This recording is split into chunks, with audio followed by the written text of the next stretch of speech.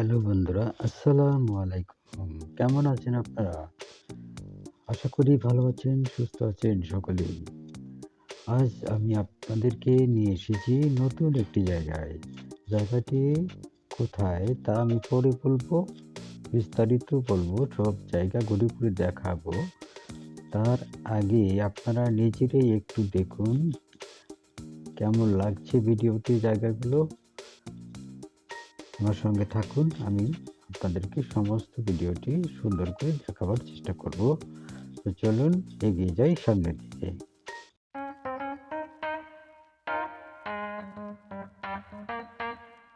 এই জায়গাটি বাংলাদেশেরই একটি জায়গা, গাইবান্ধা জেলার বালাসী ফেরিঘাট। অনেক সুন্দর একটি জায়গা। এটি ব্রহ্মপুত্র নদীর অন্তর্গত বাংলাদেশের সুন্দর একটি ফেরিঘাট। এই ঘাট দিয়ে আগে স্টিমার চলাচল করত। এখন রেলওয়ে বিভাগ আছে ঠিকই, কিন্তু নদীর নাব্যতা কমে যাওয়ার জন্য এখন আর এখানে ফেরি চলাচল, স্টিমার চলাচল করে না। বন্ধ হয়ে গেছে স্টিমার চলাচল 1994 সালে। তখন থেকে স্টিমার বন্ধ হয়ে যাওয়ার পরে শুধু নৌকা যোগে এই গাইবান্ধার মানুষ এবং ওই পারের জামালপুর জেলার বাহাদুরাবাদ ঘাটের মধ্যে নৌকা যোগেই চলাফেরা বা যোগাযোগটা অক্ষুণ্ণ আছে এখন পর্যন্ত। অনেক সুন্দর একটি জায়গা ছিল। এখানে অনেক লোকজনের সমাগম থাকতো যখন এই ঘাটটি সচল ছিল। তো এখন আর সেই অবস্থাটা নেই। মানুষ নৌকা দিয়ে এপার ওপার করছে। ঘাটের অবস্থাটাও জরাজীর্ণ।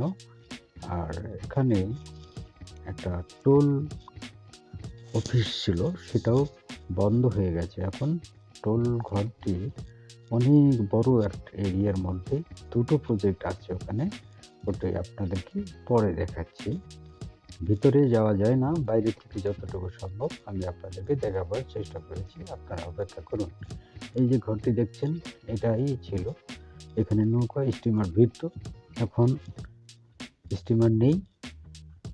এই প্ল্যাটফর্মটি এখানে অবস্থায় পড়ে আছে। এখান থেকে নৌকা দিয়ে মানুষ যাতায়াত করছে। দেখতে থাকুন, আমি আছি আপনাদের সাথে। আর জায়গাটা কেমন লাগছে আমাকে কমেন্ট করে জানাবেন।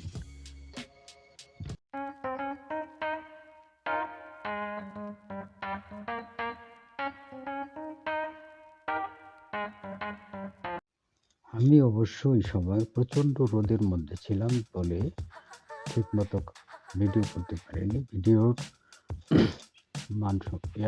মানসম্মত হয়নি। তো যাই হোক, যতটুকু হয়েছে ততটুকুই আপনাদের সামনে উপস্থাপন করার চেষ্টা করেছি।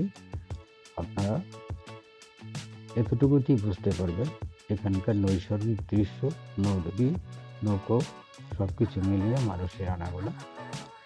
এক অসাধারণ একটি জায়গা অবশ্য। এখানে ঘুরতে এলে মন ভালো হয়ে যায়।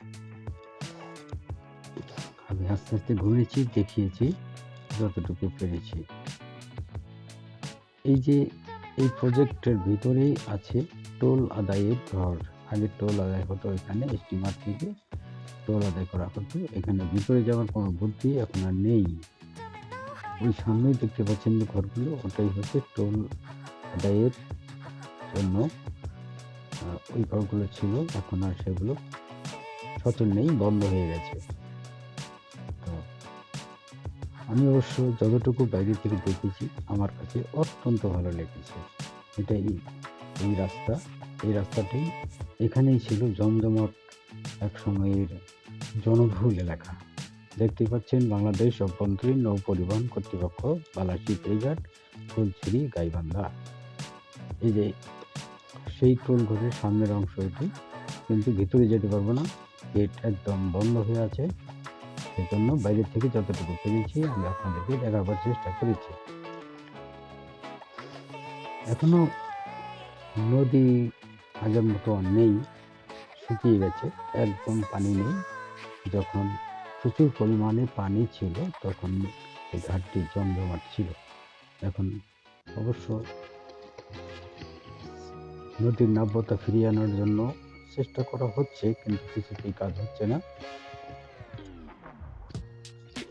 আমার মনে হয় না যে এই ঘাট আবার পূর্বের অবস্থায় ফিরে আসবে কখনো। ধীরে ধীরে নদী শুকিয়ে যাচ্ছে, পানি কমে যাচ্ছে। এখন আর সেই ঘাট, এই নদীর সৌন্দর্য আগের মতো আর দেখা যাবে না। যাই হোক, যেভাবেই আছে সেটাই আমাদের জন্য সৌভাগ্য। এতটুকুতেই শান্ত থাকতে হবে, কিছু করার নেই।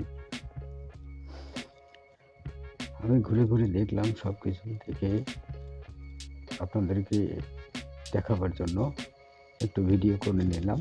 ভিডিও অবশ্য লম্বা করতে পারিনি, প্রচণ্ড গরম এবং রোদ ছিল, সেই জন্য বেশি ভালো হয়নি ভিডিওটি।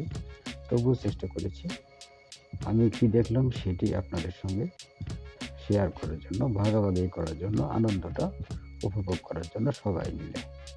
যাই হোক, ঘুরে ফিরে এখান থেকে আমরা চলে গেছি চায়ের দোকানে, রং চা খেলাম, খেয়ে দিয়ে এখান থেকে বেরিয়ে পড়েছি। তো আল্লাহ হাফেজ, ভালো থাকবেন।